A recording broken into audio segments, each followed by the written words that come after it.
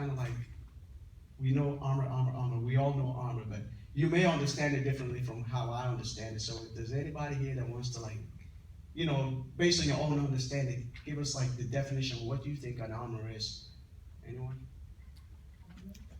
An armor. Armor is a protector. I mean, like a body armor. It's supposed to protect you from evil. I mean, spiritually, it's supposed to protect you from evil, from spiritual evil hours. Anybody else? Can it? Go ahead. The word of God, when you read the word of God, it protects you throughout the day and through your life. Just have to keep reading the word of God as the power and the armor for your life. And the spiritual side. So, anybody else? Would it, okay. Can we include weaponry? Oh, yeah. Weapons like guns, Yes. nuclear bombs. Yes. They can also be armory. Those are the armory. Those are the projectiles.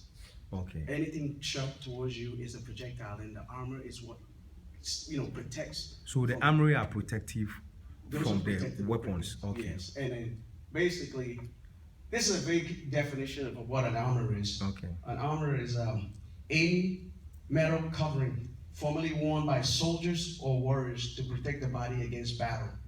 So in the physical realm, that's what it is. It's any metal covering worn by soldiers and warriors to protect their body parts in a battle. Okay. For instance, if somebody you see somebody putting on a body armor, they're not going swimming because that's not the equipment made for swimming. You see somebody putting on an armor, they're not going to the kitchen to make a meal or sandwich or something. When somebody puts on an armor, they mean business. They're going to confront something. They're going into battle, basically. That's what it is in the physical realm. In the spiritual realm also, there's an armor of God. And today we're going to talk about the armor, how it is in the physical and also how it plays in the supernatural, because everything that happens in the physical, first of all, materializes in the supernatural before it opens up to appear in the physical. So, Please, before you go ahead, are you saying armories are only for defensive? yes, armors. Purposely for defensive, to defend yourself. Yes, the weapon now is what you use to fight. That's offensive. Yeah. That's offensive So the and army- defensive. So every war, to put it this way, every battle has an offense and defense. And the best form of defense is when you Offensive. go on offense, when you Okay. take the initiative, when you go into fight, is better than you reacting, to what to the opposing forces bringing towards you. So your definition for armory is something you use to defend. Something protective, yes. Okay. Something I just that wanna can make protect you from the incoming, from a projectile, or from like an arrow, or from an explosion that has shrapnels that are Okay. being scattered.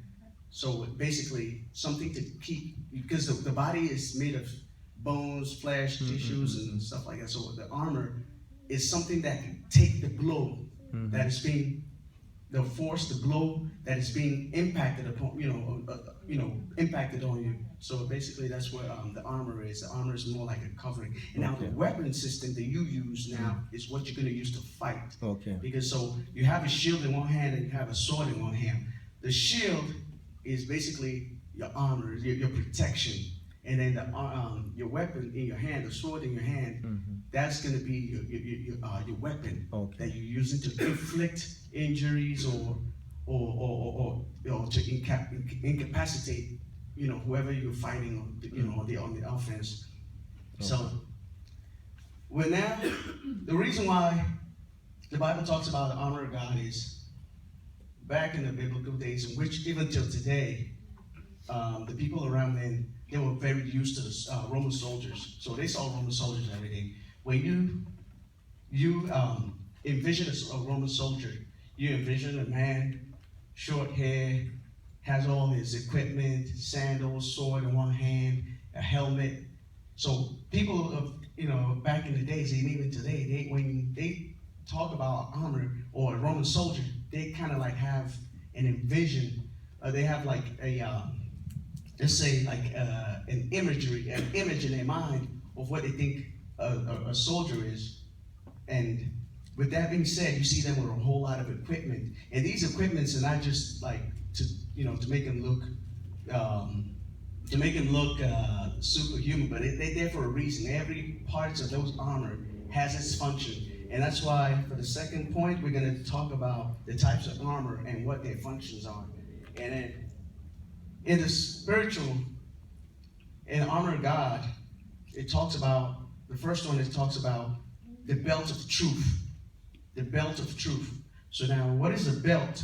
A belt is something that goes around your waist, or something that can hold something together, to pull something tight together.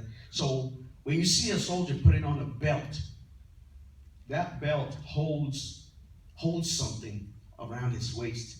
And sometimes it's where their sword goes. When the sword is not being used, it goes right back into where the belt is, because it has a provision to have where the belt goes. If you look at a soldier, for instance, they have a belt also, and this belt carries all the magazines, carries the water canteen, carries the medical aid, Band-Aid, and all that they have. So when the soldier's wearing a belt, that belt holds their clothing and also whatever equipment, extra equipment that they're gonna need. So, the belt of truth. So, when you're wearing the belt of truth in the spiritual realm, you're wearing the belt of truth. And Jesus Christ is the way, the truth, and the light. So he is now around you. He carries all what you need, all your things that you need, the extra stuff you need, it goes around your belt, which is Jesus Christ. So he provides you with all of that. He provides you with the first aid kit. Just envision like how it is in the physical, but in the spiritual. That belt can carry extra stuff. It can carry your flashlight if you're a police officer. If you're a cook or you like to grill, when you wear a belt, you're carrying all the spatula, all the seasoning stuff, when you see people wear that. So the belt basically carries some other extra stuff that you need. But then with Jesus Christ being the belt of truth, you are able to carry a lot more, all the things that you're going to need in battle when you wear the belt. And now the breastplate of righteousness. What is a breastplate? When a Roman soldier, you see a Roman soldier and they're wearing a breastplate. Do you know what that breastplate is, their function, what it does for the soldier? It protects his heart.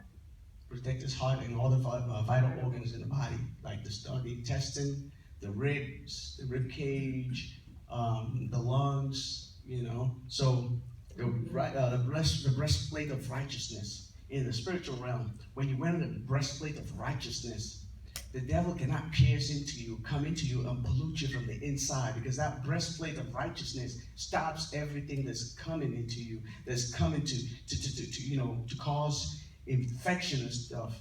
That breastplate of righteousness, when you have it, it stops every incoming, every projectiles, every shrapnels that can come in. Like, for instance, I'm going to be going into giving you examples based on what I've experienced or what I've seen and what I know in my service in the military. And we're saying about, breastplate of righteousness, stopping everything, every projectile that can potentially come into you. I remember when I was in Iraq, on the roadside, they put in what they call shrapnels. And what they do is, when they put in these shrapnels, they put in nails, screws, bolts, and even copper.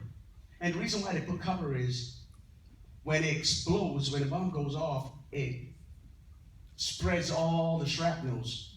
And these shrapnels, when they make contact to the body, they will go right through the face, the body, all parts of the body. And if you're not wearing your equipment, your IBA, which is what it's called, the breastplate, the IBA, if you're not wearing all that, you're going to absorb everything, and once it gets into your body, what the doctors won't be able to do is take out the shrapnels, because some of those shrapnels, when they get into your body, they stay in your body, and taking them out sometimes means cutting and cutting and cutting and cutting and cutting to get in, and the more they cut, the less the likelihood of survival. Okay, and sometimes when they use copper, even they put a magnet in. Magnet does not stick to copper. So it stays in there and it begins to cause infection in your body. It begins to cause infection, which could lead to a lot of complication or even death in some cases. Okay? So once you wear the breastplate of righteousness, once you're righteous in God, when you wear the breastplate of righteousness in the Spirit, you're able to, even the devil, does whatever they do, say those arrows, you are covered from all the shrapnels. All the negativity has no root to settle inside you, to start to decay and cause you to lose focus in the things of God, and all that discouragement and all that nasty thoughts that sometimes comes into you, it wouldn't come. It wouldn't have the chance because you're wearing the breastplate of righteousness. You're not putting yourself in that position where you cause, you cause yourself to suffer, all the negativities and stuff that could potentially come into you and be sown as a seed. So the breastplate of righteousness stops, every incoming, like every projectiles and shrapnels that could potentially cause you harm. The third one is the sandal of the gospel of peace. The sandal